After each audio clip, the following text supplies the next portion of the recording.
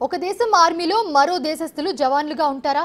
బహుశా ఇలాంటిది ఎక్కడ సాధ్యం కాదేమో.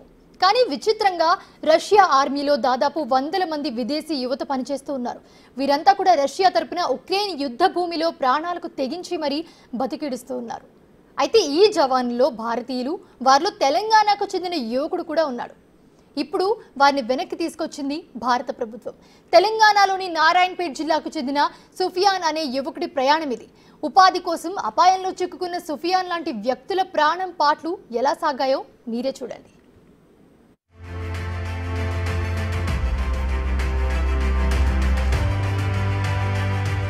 దళారుల మాటలు నమ్మి రష్యా సైన్యంలో చేరిన భారతీయులు ఎట్టకేలకు స్వదేశానికి చేరుకున్నారు. అందులో తెలంగాణ నుండి ప్రస్తుతం జరుగుతున్న రష్యా ఉక్రెయిన్ యుద్ధంలో చిక్కుకున్న సుఫియాన్ ఒకరు. ఇలాంటి 6 యువకులను తాజాగా రష్యా సైన్యం విడుదల చేసింది. వీరిలో మరో 3 కర్ణాటక రాష్ట్రంలోని గుల్బర్గా ప్రాంతానికి చెందినవారు కాగా, మరొకరు కశ్మీర్, ఇంకొకరు పంజాబ్ కు చెందినవారు. దీంతో ప్రస్తుతం 45 మంది విడుదలయ్యారు. మరో 50 మందిని కూడా వెనక్కు రప్పించే ప్రయత్నాలు జరుగుతున్నట్టు అధికారులు చెప్తున్నారు. ఇటీవల రష్యాలో పర్యటించిన భారత ప్రధాని నరేంద్ర మోదీ ఈ విషయాన్ని అధ్యక్షుడు వ్లాదిమిర్ పుతిన్ వద్ద ప్రస్తావించడంతో భారతీయ యువకులు సురక్షితంగా స్వదేశానికి చేరుకున్నారు.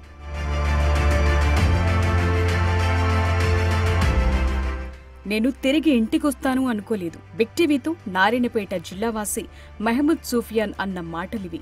ఇండియాకు తిరిగి రావటం ఎంతో సంతోషం కలిగిస్తోంది. కానీ ఆ రోజులు తలచుకుంటేనే ఏడుపొస్తోంది. మళ్లీ కుటుంబాన్ని కలుసుకోగలిగినందుకు అల్లాకు ధన్యవాదాలు. ఇది నాకు పునర్జన్మ లాంటిదని, నా కుటుంబం చేసిన ప్రార్థనలే నన్ను ఇంటికి తిరిగి తీసుకొచ్చారని సుఫియాన్ కన్నీళ్ల పర్యంతమవటం వెనుక దాదాపు 9 నెలల దుఃఖముంది. मेरे भाई आप सबर किए, इन सभी का बहुत बहुत शुक्रिया। अल्लाह का बहुत बहुत शुक्रिया। बस इतना ही कहना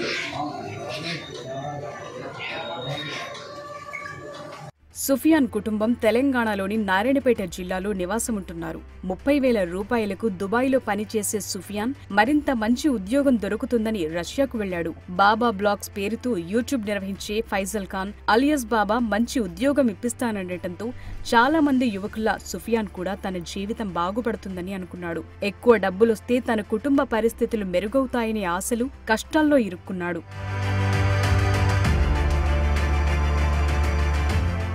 చెన్నై విమానాశ్రయం నుంచి షార్జా మీదుగా రష్యా చేరుకున్న సుఫియాన్ కు ఈ ప్రయాణం కోసం విజిట్ వీసా బాబా ఏర్పాటు చేశాడు.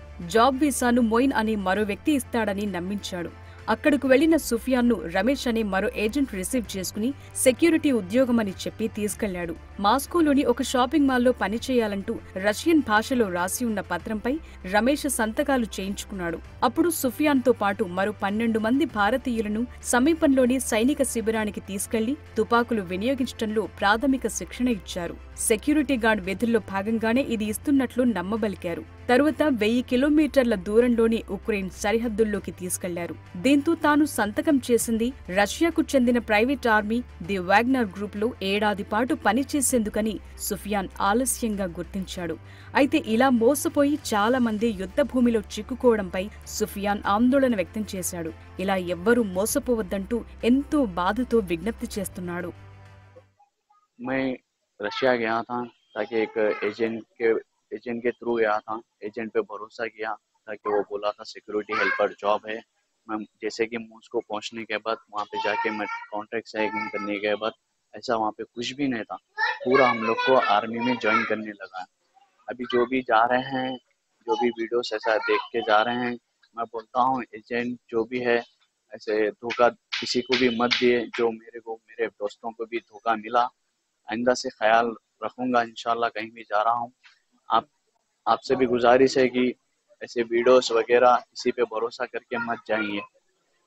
मैं वहाँ पे पहुँचने के बाद बहुत परेशान था, बहुत टेंशन में था। कभी मेरे ऊपर अटैक होता, कभी क्या होता मुझे पता नहीं था।